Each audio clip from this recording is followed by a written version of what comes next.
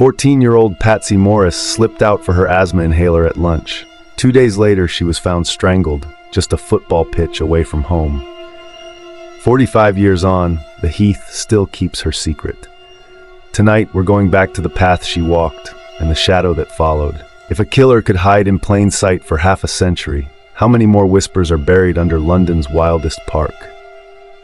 Welcome to Crime Bite. In this channel, we peel back the layers of those hidden realities.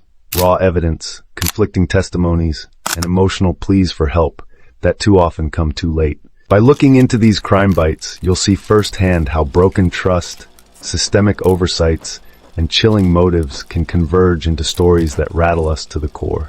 If you find this exploration as vital as we do, be sure to like this video, subscribe, and click the notifications button. Together, we can shine a light on the cases that demand attention, ensuring every voice, especially the silenced, finds the audience it deserves. It should have been a forgettable Monday.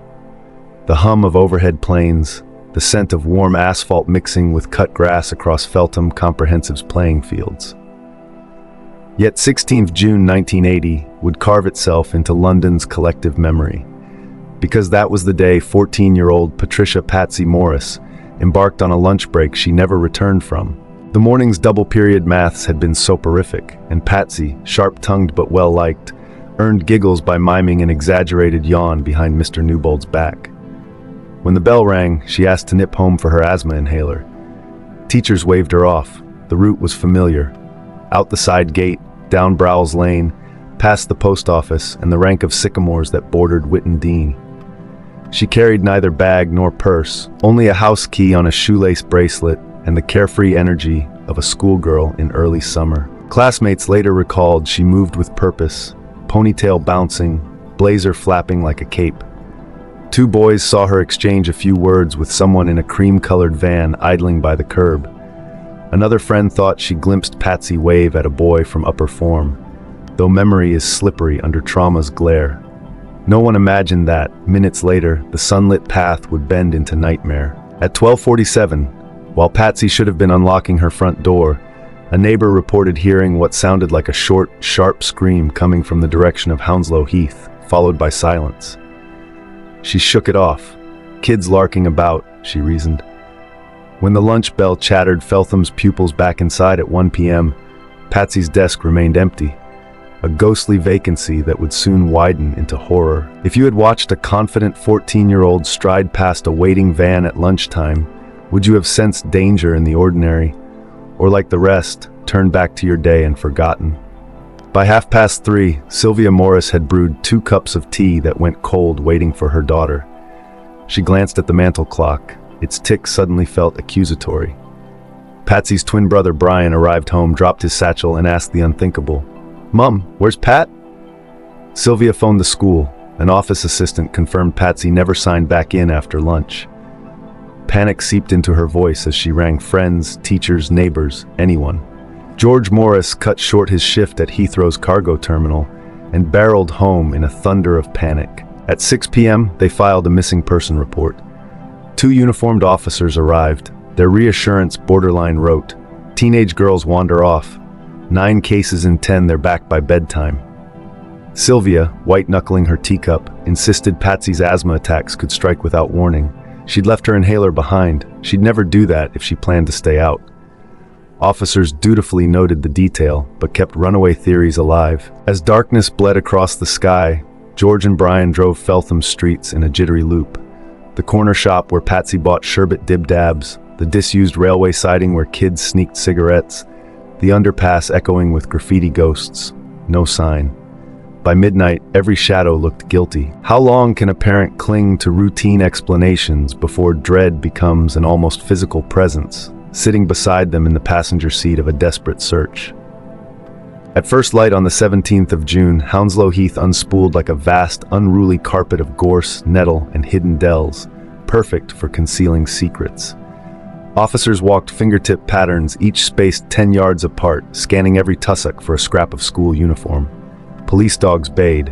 Helicopters beat the air above. Locals joined in, mothers in curlers, pensioners with binoculars, teenagers skipping class to clutch damp leaflets bearing Patsy's photo. Yet the Heath gave nothing. Wildlife photographers later described it as a place where sound gets swallowed.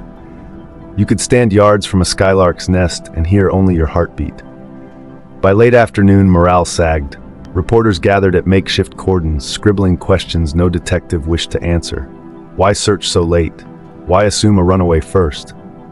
When an entire landscape refuses to yield a single clue, does hope expand with every bootstep, or shrivel under the weight of so much empty space? At 7:40 a.m. on the 18th of June, Constable Simon Peyton's German Shepherd froze, hackles bristling.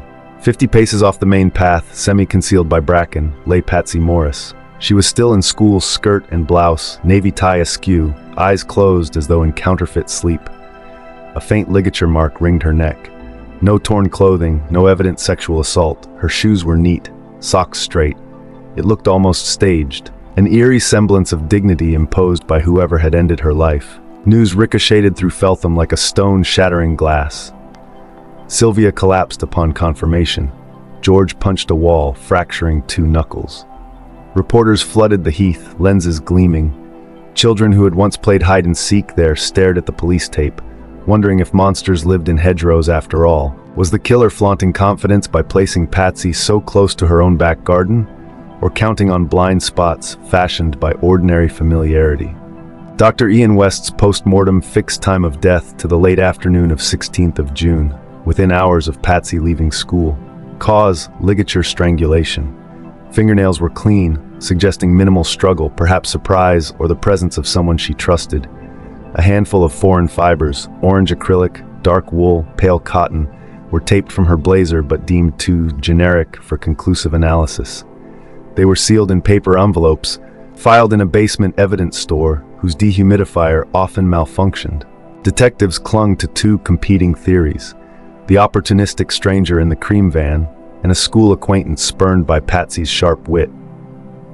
A witness mentioned seeing a cream Ford Transit with black stripes parked near Browell's Lane on the 16th, but number plates were obscured by mud. No further sightings emerged.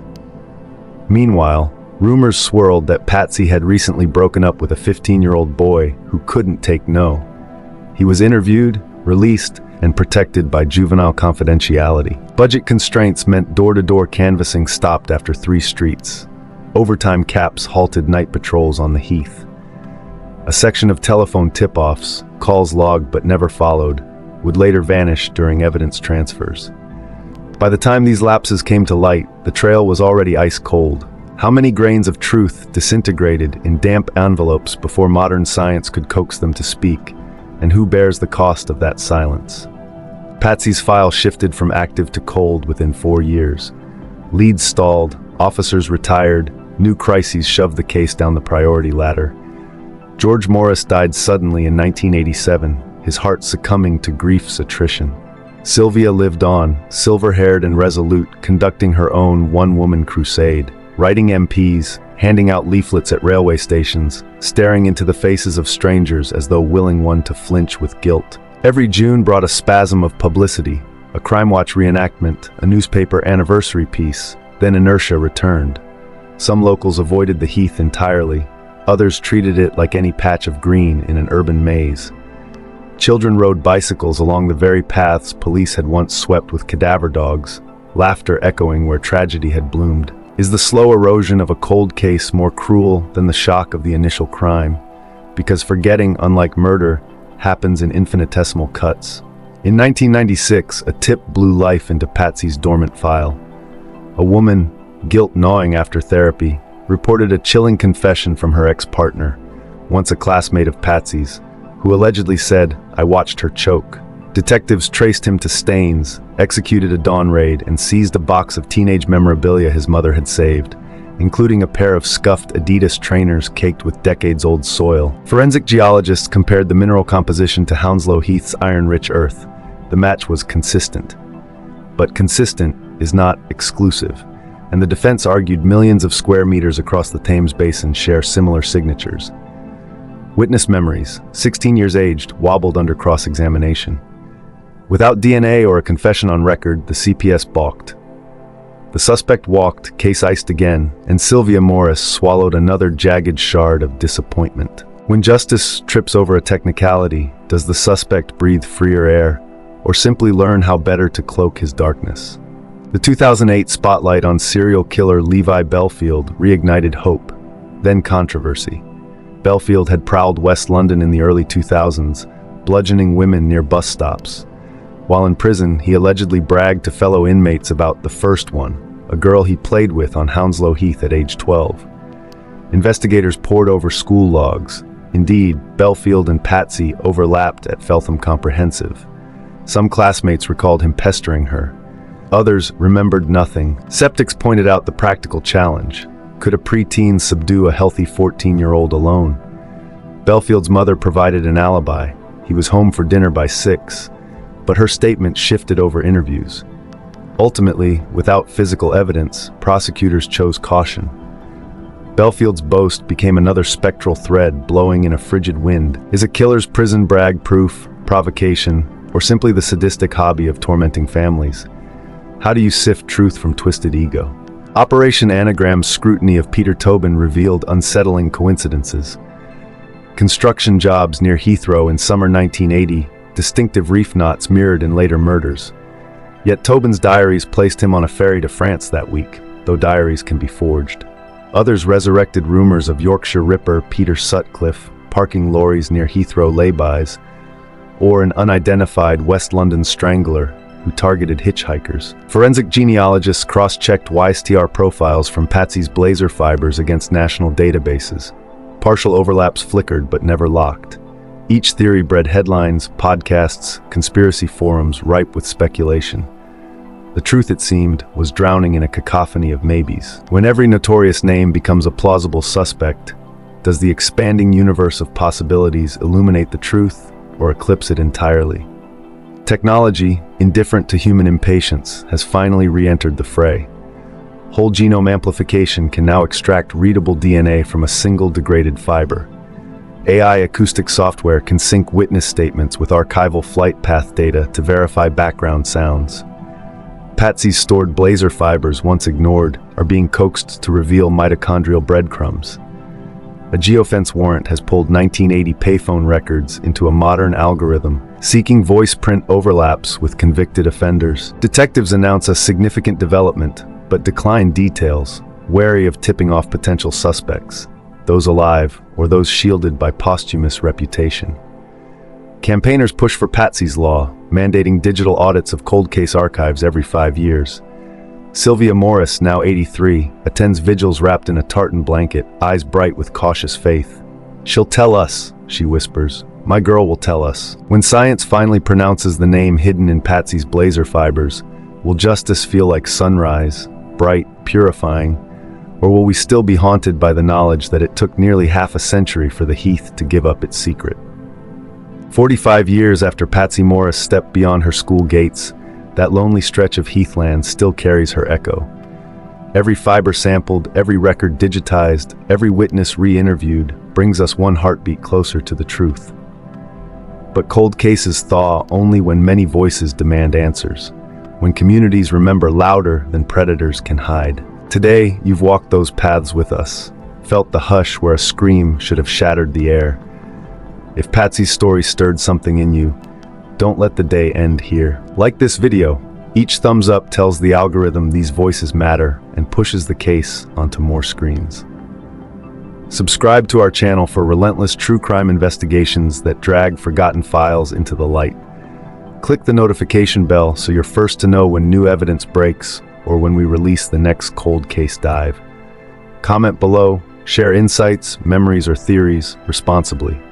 Your detail might be the puzzle piece detectives need, because as long as we keep asking who took Patsy's breath, the Heath will never again be silent.